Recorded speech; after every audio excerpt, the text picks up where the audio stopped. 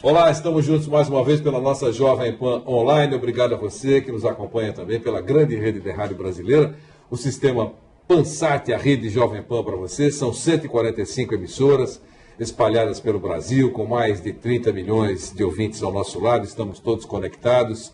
1.500 cidades brasileiras recebem diretamente o som da Jovem Pan. Você nos acompanha também pela internet, não há fronteiras para a internet, abrindo o nosso portal www.jovempan.com.br. Logo na capa, na tela do seu computador, você encontra a indicação Ouça a Jovem Pan. Clicando, receberá o som da Pan, esteja você onde estiver. Pelas nossas redes sociais, você vai encontrar também uma grande programação na nossa Jovem Pan Online. Enfim, tem muita coisa para você. E entrevistas especiais como essa que nós vamos fazer com o Fábio Wolff, que é o presidente e o diretor executivo da Wolff Esportes e Marketing. Para compreender um pouquinho, conhecer um pouquinho esse segmento importante na vida dos clubes e na vida das empresas que tratam desse filão, né? Porque é um filão de faturamento, é importante para os clubes, para as empresas, enfim, e o Fábio vai nos ensinar um pouquinho mais como é que isso funciona. É um prazer recebê-lo, Fábio. Obrigado pela presença. Obrigado pelo convite, Vanderlei. Muito bom. Queria que você falasse um pouquinho dessa... como é que surgiu a Wolff Esportes, né? E como é que que bagagem você traz para isso? Na verdade, eu queria ser jogador de futebol. Meu avô foi jogador, jogou no São Paulo e no Palmeiras. E eu adorava esporte e um belo dia, vendo que talvez eu não tivesse o talento suficiente para ser jogador, Entendi. Eu percebi que eu poderia estar ligado com o esporte fora do campo, né? E aí eu comecei a me interessar, exatamente, comecei a me interessar, comecei a fazer vários cursos, fui fazer mestrado em futebol na Inglaterra, eu voltei, comecei a dar aula nesse segmento e aí passei por 2 agências e em 2006 eu resolvi montar a Wolff Esportes e Marketing, que é uma agência voltada ao patrocínio. Você falou, fui fazer mestrado na Inglaterra e a gente lembra, né, que o que fatura o futebol inglês, né? Exatamente, eu vendo as coisas que aconteciam em 2001, 2002, na Inglaterra, hoje em dia eu não vejo aqui. Então, realmente, a gente está uns anos à frente. Há mais de 12 anos atrasado do que acontece lá. O que você viu, por exemplo? Os clubes super organizados, o dia do jogo, por exemplo, é um dia que acontece muitas coisas e isso acaba gerando receita para o clube. Então, a cada libra esterlina que o torcedor compra, que ele gasta no ingresso, ele deixa mais 2, 3 dentro do estádio, porque tem uma loja colada no estádio, bonita, aberta em dia de jogo, com mais de 1.500 produtos licenciados, produtos inclusive do jogo. Então, por exemplo, eu tive a oportunidade de ir em jogos da Liga dos Campeões, Liverpool e Barcelona, por exemplo, você tem um cachecol do jogo, o boné do jogo. Então tem muitas vezes... Personalizado. Né? Muitas vezes o torcedor vai, ele está com filho, ou ele mesmo tem interesse de nunca mais esquecer daquele jogo, ele compra, ele entra no estádio, ele tem uma boa alimentação. Eu tive agora, por exemplo, na semana passada, num jogo da NBA, como eu trabalho com isso muito observador, tinha todo tipo de comida, desde a pizza até uma comida mais refinada, no mesmo local. Super organizado, super tranquilo, no intervalo do jogo, né, o halftime, né, as pessoas saem, comem e já sentam de volta nos seus assentos para assistir o terceiro quarto. Isso tudo é receita para o clube. Né? Então, muitas vezes, aqui a gente não encontra essas situações. Né? Eu não, vou dizer 99%, porque hoje em dia nós temos já arenas com um padrão lá de fora. Mas o que acontece muitas vezes é que não adianta você ter a Ferrari se você não sabe engatar a primeira. Então, eu tive, por exemplo, em Salvador, há um mês atrás, dando aula numa universidade, eu fui na Fonte Nova, não conhecia a Fonte Nova não. E eu fui num jogo Bahia e Vitória da Conquista. Certo. Cheguei 1 hora antes do jogo e vi uma fila gigantesca. E falei, nossa, esse jogo vai bombar. Era o jogo da Copa do Nordeste. Eu falei, o jogo vai... Fonte Nova está lotada. Pelo tamanho da fila... Eu consegui entrar aos 30 minutos do primeiro tempo no jogo. 30 do primeiro tempo. E tinham 6 mil pessoas dentro do estádio. 6 mil. Então, eu me pergunto, o que adianta você construir ou ter uma Ferrari na mão se você não sabe pilotar a Ferrari? Então, é a chamada gestão. Exatamente. Aí você pensa assim, bom, mas pelo menos você entrou, assistiu o jogo, e o que tem? A próxima vez eu vou perguntar se não vale mais a pena eu ir ao Shopping Guatemi de Salvador e assistir o cinema. É mais seguro, é mais tranquilo, eu paro o carro com tranquilidade, eu sento aonde eu comprei o lugar, e é isso. Muitos daqueles que estavam na fila voltarão, sim, mas, sem dúvida, nessa linha, perderam alguns consumidores. Sim. Não é verdade? Sim. É trágico, né? Esse é o problema. Você não é visto como um consumidor. Você não, muitas vezes os organizadores do evento eles não estão preocupados em te encantar. Eu nem falo em encantar, tá? É fazer o básico, porque nem o básico é feito. Agora, imagine então se eles tivessem essa cabeça de encantar, e na Inglaterra eles encantam. Quer dizer, muitas vezes eu tive jogo na Inglaterra que houve no intervalo do jogo 10 sorteios. Então as pessoas colocavam a mão debaixo da cadeira onde estavam sentadas e quem tirasse o ticket ganhava uma camiseta oficial do time. Ele ia até o clube, ele ia assistir um treino do time, depois os jogadores assinavam a camiseta e ele ganhava uma camiseta. Quanto que vale isso? Você tem um torcedor que vai ser consumidor até o final da vida. A vida toda. São ideias simples, Vanderlei. Além do boca a boca, né? Sim. Vai falar para todo mundo, sim, né? lógico, você sabe aquele cara lá? Era eu que estava lá. É verdade. Aí você foi para a Inglaterra, ficou encantado, voltou e decidiu montar uma empresa? Eu voltei, fui sócio de uma empresa, montei uma agência, e aí em 2006 eu cheguei à conclusão que era melhor não ter sócio, porque muitos dos negócios que eu faço são perecíveis. Em outras palavras, é como você chegar na gôndola do supermercado e ver um iogurte com data de validade. Como eu faço muitas coisas que são pontuais, além das de longo prazo, muitas vezes o sócio ele queria ler o contrato, ele queria tirar a cláusula e eu perdi o negócio. Não tinha tanta rapidez. Exatamente. Então, hoje em dia, uma das características da minha agência é a agilidade.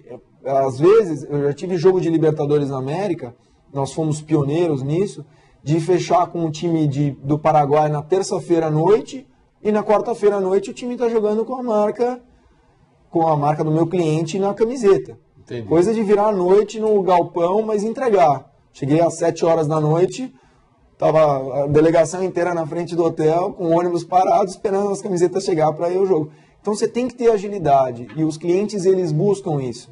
Entendi. Bom, aí você montou sua empresa sozinho e começou a correr atrás. Comecei a correr atrás. Nada nunca caiu no colo. Então, o primeiro era identificar o evento e depois correr atrás do patrocinador. Como é que funciona essa mecânica? Eu acho que toda empresa ela tem que ter um core business, né? Ela tem que ter um target e um foco. Então, nós focamos em patrocínio. É isso que nós temos feito, que eu tenho feito há 16 anos. E então você cria todo um mecanismo. Logicamente que quanto mais experiente e melhor o relacionamento, você vai cortando os caminhos. Então, você tem um jogo que é um jogo de visibilidade e você quer fazer uma ação simplesmente de mídia esportiva, quer dizer, o cara, em vez de vai deixar de comprar um anúncio numa revista, vai fazer um anúncio na TV, você entra em contato com o clube, que é muito importante, é um bom relacionamento com o clube, encontra o anunciante e pronto. Mas essa é uma ação que eu nem chamo de marketing esportivo, costumo falar até, inclusive, para os meus alunos, eu dou aula em MBAs, que é uma ação mera e simplesmente de mídia esportiva. E aí sim, muitas vezes tem clientes que querem vincular a marca com o clube, aí sim o que eu recomendo é pelo menos um patrocínio de 2 anos, para você conseguir fazer toda a ativação das propriedades que estão inclusas no contrato, que é promoção, que é ações em jogos, que é relacionamento, e aí vai.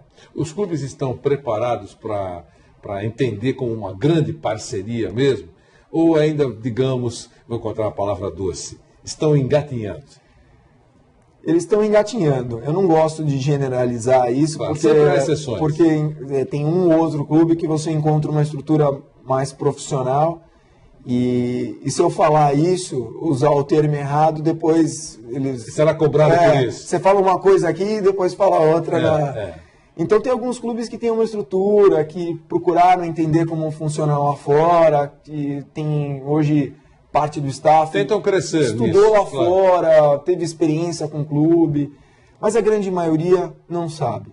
A grande maioria tem uma percepção do patrocinador ou da parceria como um mero financiador de um valor que foi estipulado no começo do ano pela diretoria e que ele tem que chegar.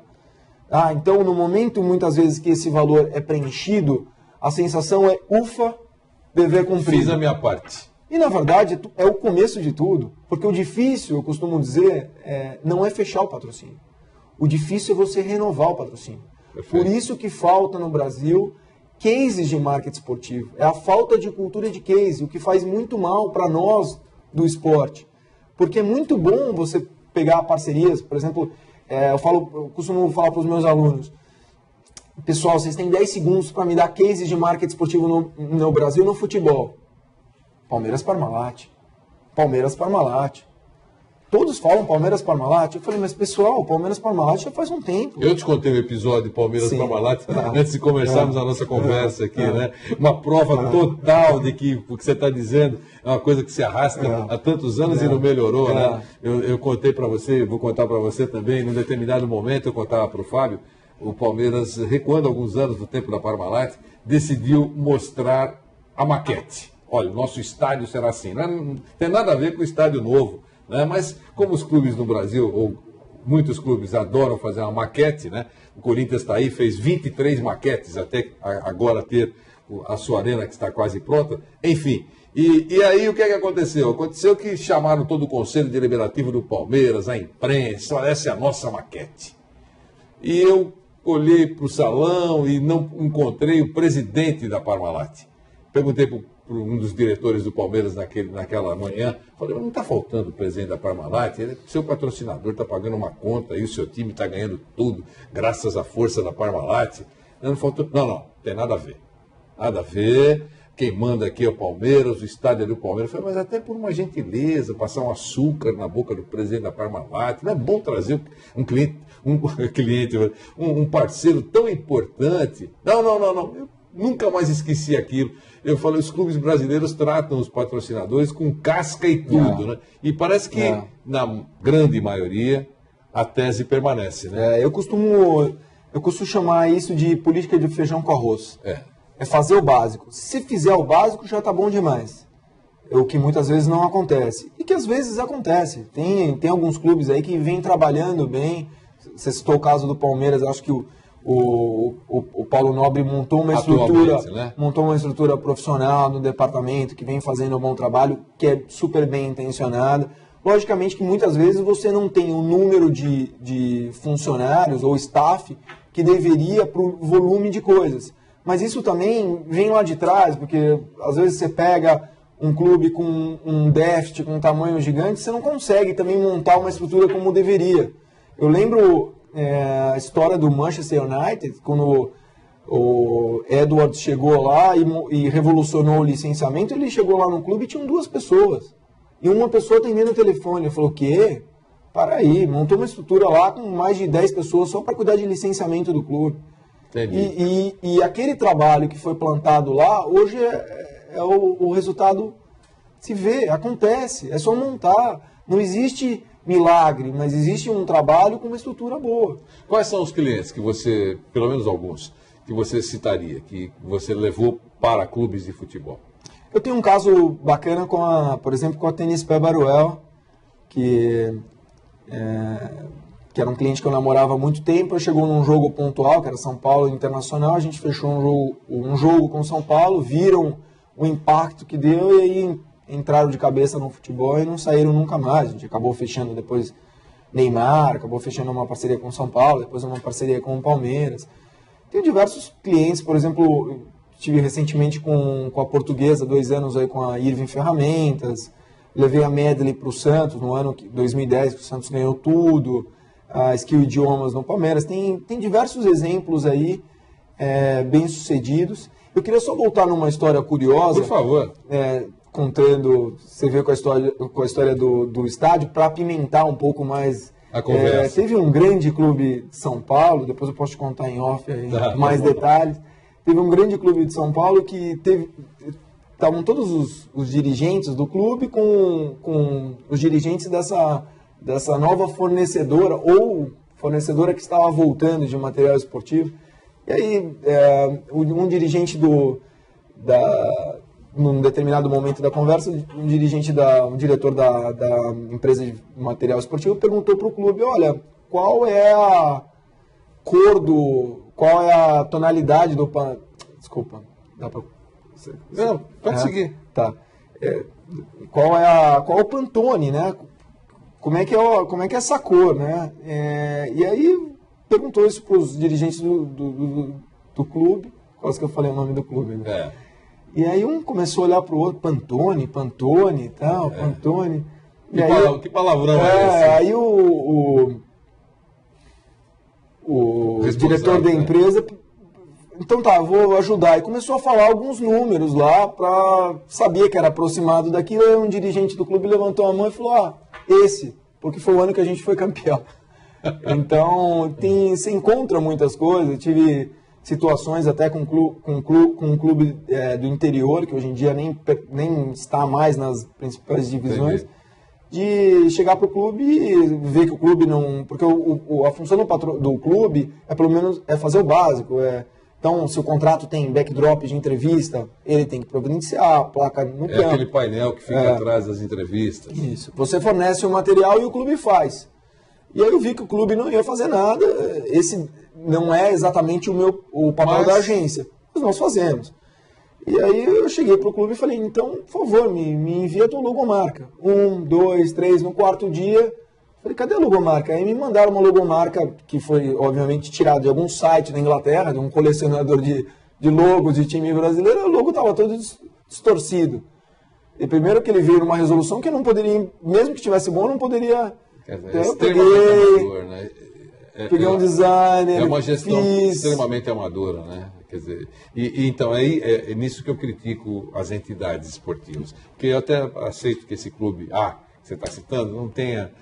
estrutura, não tenha nada, mas a entidade, ou confederação, federação, poderia dar essa estrutura, porque tem dinheiro, tem prédio, tem espaço para isso, né? Pode contratar um designer, né? Olha, vamos fazer o logo do clube B da cidade tal. Eles não têm, vamos dar uma caprichadinha. Quer dizer, na verdade, você dá um presente, né? Você dá um bem para o clube, não é verdade? Eu devolvi para ele o logo em todos os arquivos e falei, olha, cuida do teu bem mais precioso. Isso aí, bem e aí sua marca. O que eu senti no rosto da pessoa foi um ponto de interrogação. O que esse cara está falando? Pô, que isso, né? Eu estou aqui para vender jogador de futebol. Então, isso mesmo. Mas tem clubes, por exemplo, do interior que tem uma organização, então, logicamente, não estou generalizando. Mas a grande maioria são mal organizados. Infelizmente não tem. Eu acho que bastaria uma pessoa, nesse caso, né? Não estou falando de um time grande, mas bastaria uma pessoa que tenha conhecimento de marketing, com uma pequena estrutura, para conseguir deixar a coisa redonda. Claro. Dentro do seu mercado, do seu tamanho, lá, sem dúvida. Até porque, muitas vezes, esses clubes do interior, eles têm 4 meses no ano. É verdade. Esse escaparate. Ô, Fábio, é só camisa ou também aquelas placas em torno do campo? Sim, nós trabalhamos com as placas, com as camisas, com ativações de dia de jogos, com ações tailor-made, feitas, personalizadas para os clientes, tem de tudo um pouco. Você tem uma estrutura já para isso, Tem uma estrutura, né? Nós acabamos fazendo... agora estou com clientes em 10 campeonatos regionais, então eu tenho estruturas locais ou parceiros que entregam, que nós monitoramos e que o mais importante de tudo, que é o que falta muito no esporte, que é fazer um pós-venda decente. Porque, na verdade, muitas vezes o cliente está comprando uma prestação de serviço que ela é intangível. Ele imagina aquilo. Ele imagina um negócio que ele está comprando. E cabe à agência, cabe ao clube tangibilizar, né? Tornar aquilo diferente de comprar uma mesa, você olhar, você sabe o que você está comprando. Né? Então, nós damos tangibilidade, nós fazemos um pós-venda com, por exemplo, um dia pós-jogo, com toda a clipagem eletrônica, com tudo que saiu em jornal, quanto que deu de ibope, quantas pessoas foram impactadas. Muitas vezes contratamos também estudos mais aprofundados de empresas que hoje em dia, graças a Deus, estão no mercado e que ajudaram muito a valorar os patrocínios. Claro, gastou 100 isso. E toda aquela clipagem mostra que aquilo tudo valeu 1 bilhão. Exatamente. Que foi muito o que ajudou os clubes a subirem os valores de patrocínio vertiginosamente, o que, na minha opinião, hoje em dia está completamente fora do que o mercado está pagando. Vide clubes que estão aí penando para arrumar patrocínio. Então é o que eu chamo de efeito Ronaldo. Quando o Ronaldo veio, em 2007, 2008, os clubes, alguns clubes tinham bons contratos e muitos não sabiam valorar aquilo. Então, com essa empresa que faz um bom trabalho de estudo mais aprofundado, tentava vender o estudo e o clube, não preciso disso. E o estudo, na verdade, o valor é ínfimo, perto do valor do patrocínio. Então, lógico que o ideal é você comprar um estudo para você poder mostrar o que você tem. Claro. Exatamente. Então, quando o Ronaldo chegou ao Brasil, os valores de patrocínio, por N fatores, cresceram muito e foi um salto gigantesco.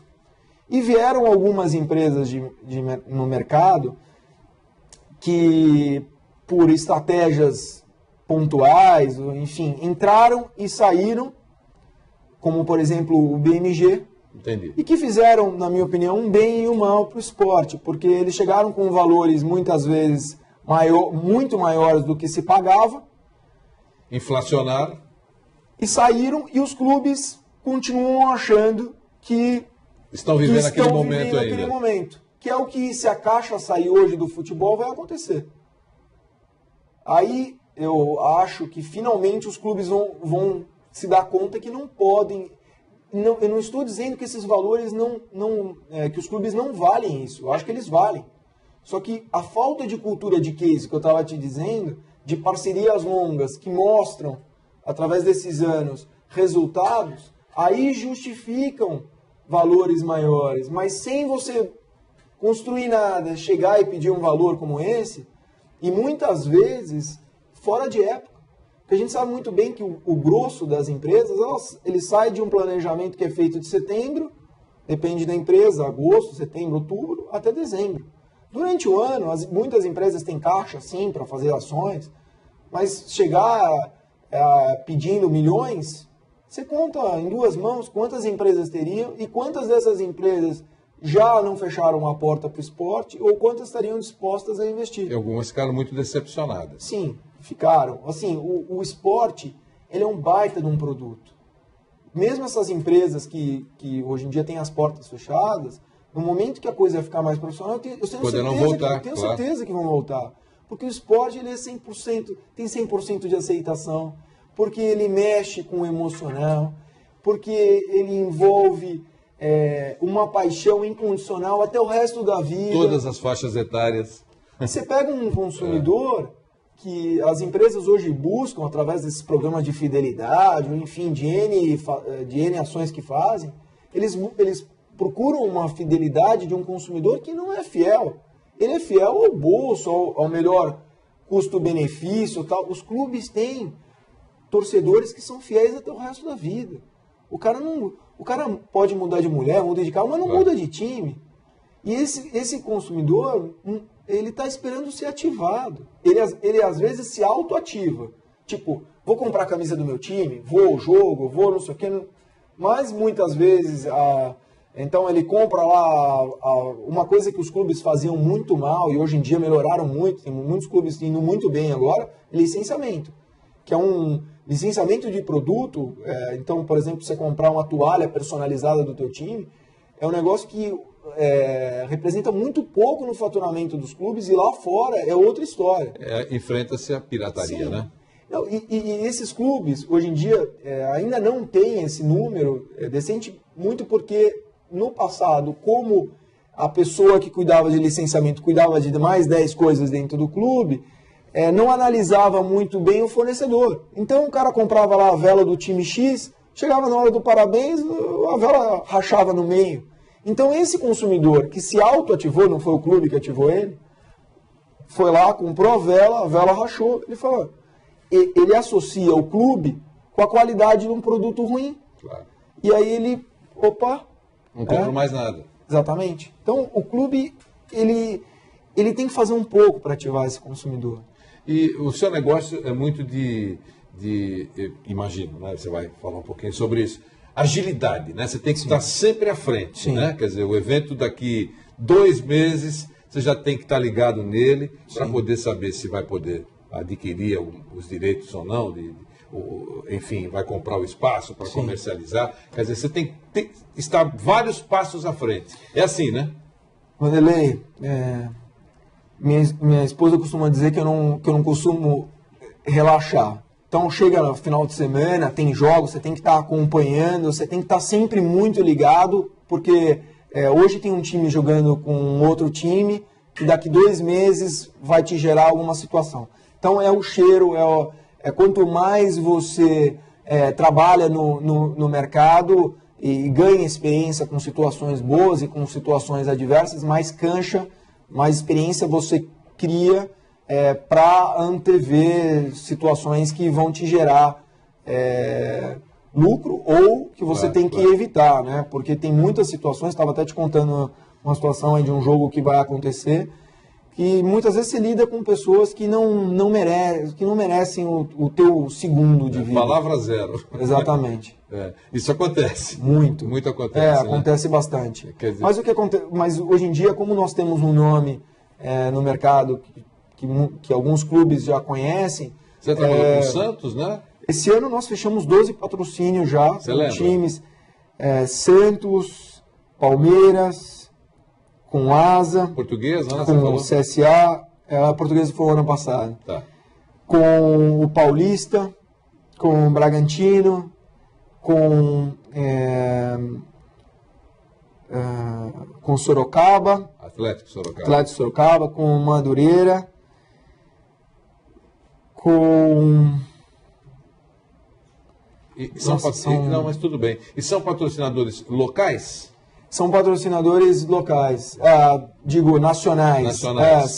São. Às vezes tem multinacionais. Depende da exposição. E cada evento tem o seu custo, imagino, o seu preço, não é isso? Sim. Tem patrocinadores de curto prazo, que são empresas que montam uma estratégia para patrocinar o clube. Ele está preocupado com a televisão.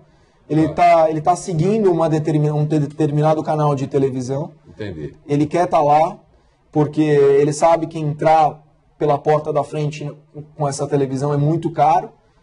Então ele encontra uma outra forma, e esse é o grande brilhantismo do marketing esportivo. Muitas vezes você conseguir estar com uma baita exposição. Gastando pouco. E, lógico, essa sempre a comparação que você vai fazer. Claro. Como muitas vezes, um dos pontos de convencimento no marketing esportivo é esse. Se você quisesse ter a exposição que você teria investindo X em publicidade ou através do marketing esportivo, então o marketing esportivo ele é uma poderosa ferramenta. A gente pode dizer, para concluir, Fábio, que estamos, vou usar a mesma palavra, estamos engatinhando aqui no Brasil, né? Eu quando eu voltei em 2002 na Inglaterra, eu tentei vislumbrar um cenário que eu acharia pelos próximos 10 anos. E o acelerar do profissionalismo, na minha visão, já bem conservadora, estaria mais avançado agora do que realmente está. Houve um progresso, existem clubes com uma mentalidade diferente do que acontecia alguns tempos atrás, o que facilita a nossa vida. Tá? Então, tem clubes que estão preocupados em saber o que o cliente faz, em criar ideias. Isso é genial, que é o que fazem lá fora. Claro, sem dúvida. Que é o beabá. Claro. Não estou falando nada de muito fora da curva. Aí é parceria. Tem muitas vezes patrocínio rolando que tem gente dentro do clube que me pergunta o que a empresa faz. Entendi. Então, mesmo que lento, bem lento, e há 10 anos atrás eu não sabia que a Copa do Mundo ia ser aqui. Entendi. Então, se eu soubesse isso no meu pensamento mais conservador, eu te diria que a minha visão seria mais acelerada do que está. A gente tá indo. O problema do clube de futebol aqui no Brasil é que ele tem, é igual política, prefeitura, governo, situação versus oposição. Lá fora, o clube muitas vezes tem um dono. E esse faz aquilo um negócio, cara efetivamente. Ele tem que mostrar para os investidores, para os acionistas, que está dando, tá dando lucro, que tem que dar. Apesar que muitos clubes lá fora também estão com problemas financeiros. Hein? O emocional, às vezes, na hora que entra na decisão, só dá caca. Então, tá crescendo. Eu espero aí que as coisas continuem. O medo por exemplo, desses clubes que estão se profissionalizando, se entra uma oposição que tem um pensamento diferente do que está sendo feito... Ou que mude por mudar. Você dá 5 passos para frente, você começa a estruturar, depois você dá 30 para trás. Entendi. E aí, a gente nós não conseguimos evoluir. Não tem sequência. Não tem sequência. E aí... Fábio, obrigado um prazer, pela conversa. É um prazer. O Fábio Wolff é presidente da Wolff Sports e Marketing, uma empresa especializada em levar para patrocínios, em fazer parcerias comerciais com os clubes, aproveitando, por exemplo, esses anúncios, essas marcas que você vê nas camisas dos clubes. A empresa do Fábio é uma das especializadas aqui no Brasil. Um abração, Fábio. Obrigado pela gentileza. Obrigado a você, Vanderlei. Estou à disposição. É muito legal ter um canal como esse. Para a gente contar como é que funcionam as coisas. Muito bom. Muito obrigado a você que nos acompanhou em mais essa entrevista especial pela nossa Jovem Pan Online. Até a próxima.